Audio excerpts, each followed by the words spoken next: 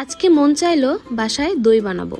এর আগে আমি কখনোই দই বানাই নাই, এটাই প্রথমবার। আজকে দই বানাতে আমি 1 কেজি দুধ জাল করতে দিয়েছি।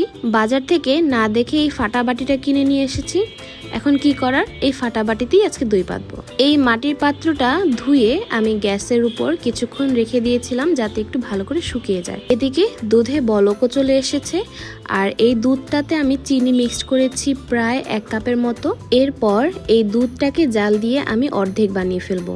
রিলসে যখন দেখলাম দই বানানো এত সহজ, তা ভাবলাম এটা তো বা হাতের কাজ, বানাই ফেলি। কিন্তু ও বাবা, এত ভয়ানক। আর এই দই পাতার জন্য আমার লাগবে একটু রেডি করা দই। এই দইটা থেকে আমি 2 চামচ দই দিয়ে এই পাত্রটাতে ভালো করে মাখিয়ে নিয়েছি।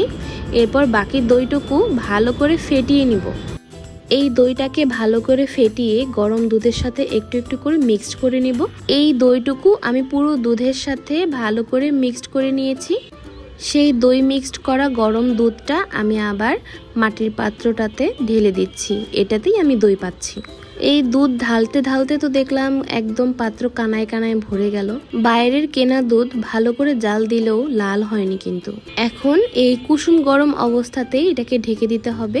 আমি উপরে দিয়েছি সিলভারের একটা ঢাকনা, তার উপরে আমি একটা পাটা দিয়েছি, তার উপর আমি একটা টাওয়েল দিয়েছি, এরপর আমি একটা গামছা দিয়ে মুড়ে দিয়েছি, এরপর আমি কাঁথাতে দিয়েছি ঢেকে। প্রায় 10 ঘন্টা পরে আমি পরদিন সকালে এখন কাঁথাটা খুলে দেখি আমার দইটা জমেছে কিনা।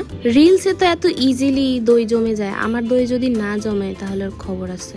আর যেই ভাবা সেই কাজ, আমার দই জমে নাই, একদম টেলটেলা হয়ে আছে। এরপর এটাকে ঢেকে আমি ওভেনে 3 মিনিটের জন্য হিট আপ করে আমি এটাকে 4 ঘন্টার জন্য ওভেনের ভিতরেই রেখে দিয়েছিলাম।